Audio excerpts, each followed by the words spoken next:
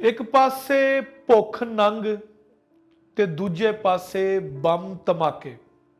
ਪਾਕਿਸਤਾਨ ਦੇ ਵਿੱਚ ਜਿਹੜਾ ਨਹੀਂ ਮਰ ਰਿਹਾ ਭੁੱਖ ਨਾਲ, ਉਹਨੂੰ ਮਾਰ ਦਿੰਦੇ ਨੇ ਬੰਮ ਨਾਲ। 2 ਦਿਨ ਪਹਿਲੇ ਪਸ਼ਾਵਰ ਪੁਲਿਸ ਲਾਈਨ ਤੇ ਹੋਇਆ ਖੁਦਕੁਸ਼ ਧਮਾਕਾ 110 ਘਰਾਂ ਨੂੰ ਉਜਾੜ ਗਿਆ। 110 ਲੋਕੀ ਇਸ ਖੁਦਕੁਸ਼ ਹਮਲੇ ਦੇ ਵਿੱਚ ਇਸ ਦੁਨੀਆ ਨੂੰ ਛੱਡ ਕੇ ਚਲੇ ਗਏ। ਉਹਨਾਂ ਦੇ ਪਿਆਰੇ ਹਲੇ ਤੱਕ ਇਸ ਗਮ ਦੇ ਤੇ ਇਸ ਸਦਮੇ ਦੇ ਵਿੱਚ ਰੋ ਰਹੇ ਨੇ। ਕੌਣ ਨੇ ਜ਼ਿੰਮੇਦਾਰ? ਇੱਕ ਤਨਜ਼ੀਮ ਕਹਿੰਦੀ ਹੈ ਕਿ ਅਸੀਂ ਇਸ ਹਮਲੇ ਦੀ ਜ਼ਿੰਮੇਦਾਰੀ ਕਬੂਲ ਕਰਦੇ ਹਾਂ। ਇੱਕ ਤਨਜ਼ੀਮ ਕਹਿੰਦੀ ਹੈ ਨਹੀਂ, ਇਹ ਹਮਲਾ ਅਸੀਂ ਕੀਤਾ ਹੈ। ਇੱਕ ਤਨਜ਼ੀਮ ਕਹਿੰਦੀ ਹੈ ਕਿ ਅਸੀਂ ਬਦਲਾ ਲੈ ਲਿਆ ਹੈ ਖਾਲਿਦ ਖਰਾਸਾਨੀ ਦਾ, ਜਿਹਨੂੰ ਅਫਗਾਨਿਸਤਾਨ 'ਚ ਮਾਰਿਆ ਗਿਆ ਸੀ। ਵਜ਼ੀਰ ਦਾਖਲਾ ਕਹਿੰਦੇ ਨੇ ਕਿ ਦਹਿਸ਼ਤਗਰਦ ਦੇ ਬਾਰੇ 'ਚ ਸ਼ਵਾਹਿਦ ਮਿਲ ਗਏ ਨੇ। ਆਈਜੀ ਖੈਬਰ ਪਖਤੂਨਖਵਾ ਸਾਹਿਬ ਕਹਿੰਦੇ ਨੇ ਕਿ 12 ਕਿਲੋ ਦਾ ਮਵਾਦ ਖੁਦਕੁਸ਼ ਹਮਲਾਵਰ ਜੈਕਟ 'ਚ ਪਾ ਕੇ ਲੈ ਆਇਆ ਸੀ। ਇਹ ਸਾਰੇ ਸਵਾਲਾਂ ਦੇ ਪਿੱਛੇ ਜਵਾਬ ਲੱਭੇ ਜਾਂ ਨਾ ਲੱਭੇ, ਪਰ ਸਭ ਤੋਂ ਵੱਡਾ ਜਵਾਬ ਹੀ ਇਹ ਵੇ ਕਿ ਅਸੀਂ ਉਹਨਾਂ 110 ਲੋਕਾਂ ਨੂੰ ਵਾਪਸ ਨਹੀਂ ਲਿਆ ਸਕਦੇ। ਅਸੀਂ ਉਹਨਾਂ ਦੇ ਖਾਨਦਾਨ ਨੂੰ ਇਹ ਬਿਲਕੁਲ ਨਹੀਂ ਸਮਝਾ ਸਕਦੇ ਕਿ ਅਸੀਂ ਉਹਨਾਂ ਦੀ ਮਦਦ ਨਹੀਂ ਕਰ ਸਕਾਂਗੇ, ਕਿਉਂਕਿ ਉਹ 110 ਲੋਕ ਇਸ ਜ਼ਾਲਮ ਹਮਲੇ ਦੇ ਵਿੱਚ ਸ਼ਹੀਦ ਹੋ ਗਏ। ਉਹ 110 ਲੋਕ ਜਿਨ੍ਹਾਂ ਦਾ ਕੋਈ ਕਸੂਰ ਨਹੀਂ ਸੀ, ਜਿਹੜੇ ਆਪਣੀ ਡਿਊਟੀ ਤੇ ਨਮਾਜ਼ ਪੜ੍ਹਨ ਆਏ ਸੀ, ਜਿਹੜੇ ਮਸਜਿਦ ਦੇ ਵਿੱਚ ਅੱਲਾ ਦੀ ਇਬਾਦਤ ਕਰਨ ਆਏ ਸੀ, ਉਹਨਾਂ ਲੋਕਾਂ ਦਾ ਕੀ ਕਸੂਰ ਹੈ? ਨਾਜ਼ਰੀਨ, ਤੁਸੀਂ ਵੇਖ ਰਹੇ ਹੋ ਇੰਡੋਜ਼ ਟੀਵੀ ਆਸਟ੍ਰੇਲੀਆ। ਅੱਜ ਦੀ ਇਸ ਰਿਪੋਰਟ ਦੇ ਵਿੱਚ ਅਸੀਂ ਤੁਹਾਨੂੰ ਪਸ਼ਾਵਰ ਪੁਲਿਸ ਲਾਈਨ ਦੇ ਵਿੱਚ ਹੋਏ ਗਏ ਖੁਦਕੁਸ਼ ਹਮਲੇ ਦੇ ਬਾਰੇ 'ਚ ਦੱਸਾਂਗੇ ਕਿ ਹੁਣ ਤੱਕ ਇਸ ਹਮਲੇ ਦੇ ਵਿੱਚ ਕੀ ਹੋਇਆ, ਕਿੰਨਾ ਨੁਕਸਾਨ ਹੋਇਆ ਤੇ ਅੱਗੇ ਕੀ ਕੀਤਾ ਜਾ ਰਿਹਾ। ਅੱਜ ਤੋਂ 2 ਦਿਨ ਪਹਿਲੇ ਜ਼ੋਰ ਦੀ ਨਮਾਜ਼ ਵੇਲੇ ਪਸ਼ਾਵਰ ਪੁਲਿਸ ਲਾਈਨ ਮਸਜਿਦ ਦੇ ਵਿੱਚ ਇੱਕ ਖੁਦਕੁਸ਼ ਧਮਾਕਾ ਹੁੰਦਾ। ਉਸ ਧਮਾਕੇ ਤੋਂ ਬਾਅਦ ਅਫਰਾ ਤਫਰੀ ਪੈ ਜਾਂਦੀ ਹੈ ਤੇ ਖਬਰਾਂ ਦੇ ਵਿੱਚ ਇਹ ਆਖਿਆ ਜਾਂਦਾ ਹੈ ਕਿ ਖੁਦਕੁਸ਼ ਹਮਲੇ ਦਾ ਨੁਕਸਾਨ ਜਿਹੜਾ ਹੈ ਉਹ ਤਕਰੀਬਨ 25 ਤੋਂ 30 ਲੋਕਾਂ ਦੀ ਜਾਨ ਲੈ ਗਿਆ ਹੈ। ਪਰ ਇਸ ਤੋਂ ਬਾਅਦ ਜਿਸ ਤਰ੍ਹਾਂ ਮਲਬੇ ਥੱਲੋਂ ਲੋਕਾਂ ਦੀਆਂ ਲਾਸ਼ਾਂ ਨਿਕਲਣੀਆਂ ਸ਼ੁਰੂ ਹੋਈਆਂ ਤੇ ਉਸ ਤੋਂ ਬਾਅਦ ਸ਼ਹੀਦ ਹੋਣ ਵਾਲਿਆਂ ਦੀ ਤਾਦਾਦ 110 ਹੋ ਗਈ, ਜਦਕਿ ਉਸ ਤੋਂ ਇਲਾਵਾ ਜਿਹੜੇ ਲੋਕ ਇਸ ਹਮਲੇ ਦੇ ਵਿੱਚ ਆਪਣੀਆਂ ਲੱਤਾਂ ਤੇ ਬਾਹਾਂ ਤੋਂ ਮਹਿਰੂਮ ਹੋ ਗਏ ਨੇ, ਜ਼ਖਮੀ ਹੋ ਗਏ ਨੇ, ਉਹਨਾਂ ਦੀ ਤਾਦਾਦ ਵੀ ਸੈਂਕੜਿਆਂ ਦੇ ਵਿੱਚ। ਖੁਦਕੁਸ਼ ਹਮਲਾਵਰ ਦੇ ਬਾਰੇ 'ਚ ਇਹ ਆਖਿਆ ਜਾ ਰਿਹਾ ਹੈ ਕਿ ਉਹ ਇੱਕ ਮੋਟਰਸਾਈਕਲ ਤੇ ਆਂਦਾ ਹੈ ਤੇ ਉਹਨੇ ਹੈਲਮਟ ਤੇ ਮਾਸਕ ਪਾਇਆ ਹੋਇਆ ਹੈ, ਪੁਲਿਸ ਦੀ ਵਰਦੀ ਪਾਈ ਹੋਈ ਹੈ ਤੇ ਉਹ ਮਸਜਿਦ ਦੇ ਵਿੱਚ ਜਦੋਂ ਦਾਖਲ ਹੁੰਦਾ ਹੈ ਤੇ ਉਹਦੀ ਕੋਈ ਵੀ ਤਲਾਸ਼ੀ ਨਹੀਂ ਲਈ ਜਾਂਦੀ।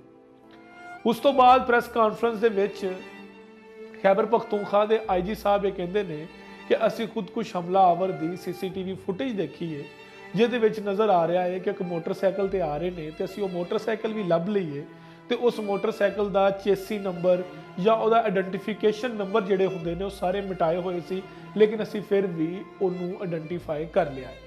ਉਸ ਤੋਂ ਬਾਅਦ ਇਹ ਆਖਿਆ ਜਾਂਦਾ ਹੈ ਕਿ ਉਹ ਹਮਲਾਵਰ ਪੁਲਿਸ ਦੀ ਵਰਦੀ ਪਾ ਕੇ ਤੇ ਮਸਜਿਦ ਦੇ ਵਿੱਚ ਦਾਖਲ ਹੋ ਜਾਂਦਾ ਹੈ। ਇੱਥੇ ਸਵਾਲ ਇਹ ਪੈਦਾ ਹੁੰਦਾ ਹੈ ਕਿ ਅਗਰ ਉਹ ਹਮਲਾਵਰ ਖੁਦਕੁਸ਼ ਧਮਾਕਾ ਲੈ ਕੇ 10 ਤੋਂ 12 ਕਿਲੋ ਦਾ ਮਵਾਦ ਲੈ ਕੇ ਜਾ ਰਿਹਾ ਸੀ ਤੇ ਉਹ 10 ਤੋਂ 12 ਕਿਲੋ ਦਾ ਮਵਾਦ ਉਹਦੀ ਜੈਕਟ ਦੇ ਵਿੱਚ ਨਜ਼ਰ ਕਿਉਂ ਨਹੀਂ ਸੀ ਆ ਰਿਹਾ, ਜਾਂ ਉਹਦੀ ਜੈਕਟ ਦੇ ਵਿੱਚ ਕਿਸੇ ਨੂੰ ਕੋਈ ਸ਼ੱਕ ਨਹੀਂ ਹੋਇਆ, ਜਾਂ ਸਾਡੀ ਸਿਕਿਉਰਿਟੀ ਅਦਾਰਿਆਂ ਨੂੰ ਜਾਂ ਉੱਥੇ ਜਿਹੜੀ ਵੀ ਸਿਕਿਉਰਿਟੀ ਦੇ ਫਰਾਇਜ਼ ਸਰੰਜਾਮ ਦੇ ਰਹੇ ਨੇ ਉਹਨਾਂ ਨੂੰ ਅੰਦਾਜ਼ਾ ਨਹੀਂ ਹੋ ਸਕਿਆ।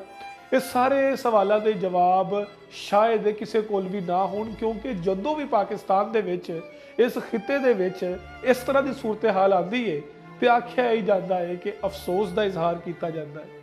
ਆਖਿਆ ਇਹ ਜਾਂਦਾ ਹੈ ਕਿ ਜਨਾਬ ਠੀਕ ਹੈ, ਸਾਨੂੰ ਬੜਾ ਦੁੱਖ ਹੋਇਆ ਹੈ। ਆਖਿਆ ਇਹ ਜਾਂਦਾ ਹੈ ਕਿ ਅਸੀਂ ਕੜੀ ਤੋਂ ਕੜੀ ਸਜ਼ਾ ਦੇਵਾਂਗੇ। ਆਖਿਆ ਇਹ ਜਾਂਦਾ ਹੈ ਕਿ ਅਸੀਂ ਆਪਣੇ ਸ਼ਹੀਦ ਦਾ ਇੱਕ ਸ਼ਹੀਦ ਦਾ ਬਦਲਾ ਲਵਾਂਗੇ। ਪਰ ਇਸੇ ਤਰੀਕੇ ਨਾਲ ਚੱਲਦਾ ਰਹਿੰਦਾ ਹੈ। ਇਨਸਾਨ ਜਿੱਥੇ ਵੀ ਮਰਦਾ ਹੈ, ਉਹਦਾ ਧਰਮ ਕੋਈ ਹੈ, ਉਹਦੀ ਜ਼ਾਤ ਕੋਈ ਹੈ ਤੇ ਪੂਰੀ ਇਨਸਾਨੀਅਤ ਮਰਦੀ ਹੈ। ਪਸ਼ਾਵਰ ਹਮਲੇ ਦੇ ਵਿੱਚ 110 ਲੋਕਾਂ ਦੀ ਜਾਨ ਦਾ ਜਾਣਾ ਇਸ ਮੁਲਕ ਦੇ ਉੱਤੇ ਇੱਕ ਵਾਰੀ ਫੇਰ ਸਭ ਤੋਂ ਵੱਡਾ ਕਹਿਤ ਤੇ ਸਭ ਤੋਂ ਵੱਡਾ ਹਮਲਾ ਹੈ, ਕਿਉਂਕਿ ਇਹ ਮੁਲਕ ਪਹਿਲੇ ਹੀ ਲਾਈਨ 'ਚ ਲੱਗ ਕੇ ਆਟਾ ਲੈ ਰਿਹਾ। ਇਹ ਮੁਲਕ ਪਹਿਲੇ ਹੀ ਡਿਫਾਲਟ ਹੋਣ ਦੇ ਬਿਲਕੁਲ ਕੋਲ ਪਹੁੰਚ ਗਿਆ ਹੈ। ਇਹ ਮੁਲਕ ਪਹਿਲੇ ਹੀ ਉਹਨਾਂ ਸਿਚੁਏਸ਼ਨ ਚੋਂ ਗੁਜ਼ਰ ਰਿਹਾ ਹੈ ਜਿਹਦੇ ਬਾਰੇ ਚ ਆਖਿਆ ਜਾ ਰਿਹਾ ਹੈ ਕਿ ਇੱਥੇ ਆਮ ਆਦਮੀ ਦੀ ਜ਼ਿੰਦਗੀ ਕੱਢਣਾ ਔਖਾ ਕੰਮ ਹੋ ਗਿਆ ਹੈ। ਇਹ ਮੁਲਕ ਹਲੇ ਵੀ ਉਸ ਕੰਡੀਸ਼ਨ ਚੋਂ ਜਾ ਰਿਹਾ ਹੈ ਜਿਹਦੇ ਵਿੱਚ ਸਰਮਾਇਆਦਾਰ ਤੇ ਸਿਆਸਤਦਾਨ ਸਿਰਫ ਖੁਸ਼ਹਾਲ ਜ਼ਿੰਦਗੀ ਗੁਜ਼ਾਰ ਰਿਹਾ ਹੈ, ਬਾਕੀ ਸਭ ਲੋਕਾਂ ਲਈ ਇੱਥੇ ਸਾਹ ਲੈਣਾ ਵੀ ਔਖਾ ਹੋਇਆ ਹੈ। ਪਾਕਿਸਤਾਨ ਦੇ ਹਾਲਾਤ ਦੇ ਵਿੱਚ ਇਸ ਤਰ੍ਹਾਂ ਦੇ ਹਮਲੇ ਹੋਣਾ ਯਕੀਨਨ ਇੱਕ ਬਹੁਤ ਵੱਡਾ ਡਿਫਾਲਟ ਤੇ ਇੱਕ ਬਹੁਤ ਵੱਡਾ ਫਾਲਟ ਹੈ ਸਾਡੇ ਇਸ ਮੁਲਕ ਦਾ। TTP ਵੱਲੋਂ ਇਹ ਜ਼ਿੰਮੇਵਾਰੀ ਕਬੂਲ ਕੀਤੀ ਗਈ ਤੇ ਆਖਿਆ ਇਹ ਗਿਆ ਕਿ ਅਫਗਾਨਿਸਤਾਨ ਦੇ ਵਿੱਚ ਖਾਲਿਦ ਖਰਾਸਾਨੀ ਨੂੰ ਜਿਹੜਾ ਮਾਰਿਆ ਗਿਆ ਇਹ ਉਸ ਕਤਲ ਦਾ ਬਦਲਾ ਹੈ, ਜਦਕਿ ਕਾਲਾਦਮ ਤਨਜ਼ੀਮਾਂ ਹੋਰ ਵੀ ਜਿਹੜੀਆਂ ਨੇ ਉਹ ਆਪਣੇ ਸਟੇਟਮੈਂਟਸ ਦੇ ਰਹੀਆਂ ਨੇ ਕਿ ਹਮਲਾ ਅਸੀਂ ਕੀਤਾ ਹੈ। ਲੇਕਿਨ ਇਹ ਹਮਲਾ ਕਿਹਨੇ ਕੀਤਾ ਜਾਂ ਕਿਹਨੇ ਨਹੀਂ ਕੀਤਾ, ਲੇਕਿਨ ਇਸ ਹਮਲੇ ਨੇ 110 ਖਾਨਦਾਨਾਂ ਨੂੰ ਉਹ ਸਦਮਾ ਤੇ ਉਹ ਤਕਲੀਫ ਦਿੱਤੀ ਹੈ ਕਿ ਉਹ ਜਿਉਂਦੇ ਜੀ ਮਰ ਗਏ। ਪਸ਼ਾਵਰ ਹਮਲੇ ਦੇ ਵਿੱਚ ਹੁਣ ਤੱਕ ਦੀ ਇਤਲਾਤ ਦੇ ਮੁਤਾਬਿਕ 110 ਤੋਂ ਉੱਤੇ ਲੋਕ ਜਿਹੜੇ ਨੇ ਉਹ ਸ਼ਹੀਦ ਹੋ ਗਏ, ਜਦਕਿ 200 ਦੇ ਕਰੀਬ ਜਿਹੜੇ ਲੋਕ ਨੇ ਉਹ ਜ਼ਖਮੀ ਵੀ ਹੋਏ। ਤੇ ਉਸ ਤੋਂ ਬਾਅਦ ਆਖਿਆ ਜਾ ਰਿਹਾ ਹੈ, ਪੁਲਿਸ ਵੱਲੋਂ ਇਹ ਕਿਹਾ ਜਾ ਰਿਹਾ ਹੈ ਕਿ ਤਹਿਕੀਕਾਤ ਜਾਰੀ ਨੇ, ਜੀਓ ਫਾਈਨੈਂਸਿੰਗ ਜਿਹੜੀ ਹੈ ਉਹ ਹੋ ਰਹੀ ਹੈ। ਉਸ ਤੋਂ ਬਾਅਦ ਬਹੁਤ ਸਾਰੀਆਂ ਚੀਜ਼ਾਂ ਨੂੰ ਸ਼ਵਾਹਦ ਇਕੱਠੇ ਕੀਤੇ ਜਾ ਰਹੇ ਨੇ। ਖੁਦਕੁਸ਼ ਹਮਲਾਵਰ ਦਾ ਸਿਰ ਮਿਲ ਗਿਆ ਹੈਗਾ, ਉਹਦਾ ਅਸੀਂ ਜਿਹੜਾ ਸਿਰ ਤੋਂ ਇਲਾਵਾ ਜਿਹੜੇ ਜਿਸਮ ਦੇ ਪਾਰਟਸ ਹੈਗੇ ਨੇ ਉਹਨੂੰ ਲੈਬਾਰਟਰੀ 'ਚ ਭੇਜ ਦਿੱਤਾ ਗਿਆ। ਤਹਿਕੀਕਾਤ ਹੋ ਰਹੀਆਂ ਨੇ। ਇਹ ਸਾਰਾ ਕੁਝ ਹਮਲੇ ਤੋਂ ਬਾਅਦ ਹੁੰਦਾ ਹੈ, ਲੇਕਿਨ ਉਸ ਤੋਂ ਬਾਅਦ ਵੀ ਹਮਲਾ ਹੋਣਾ, ਉਸ ਤੋਂ ਬਾਅਦ ਵੀ ਲੋਕਾਂ ਦੀ ਜਾਨ ਮਹਿਫੂਜ਼ ਨਾ ਹੋਣਾ, ਕਿਆ ਇਹ ਲੋਕਾਂ ਦਾ ਬੁਨਿਆਦੀ ਹੱਕ ਨਹੀਂ ਕਿ ਅਸੀਂ ਮੁਸ਼ਕਿਲ ਹਾਲਾਤ ਦੇ ਵਿੱਚ ਜੀ ਵੀ ਨਹੀਂ ਸਕਦੇ?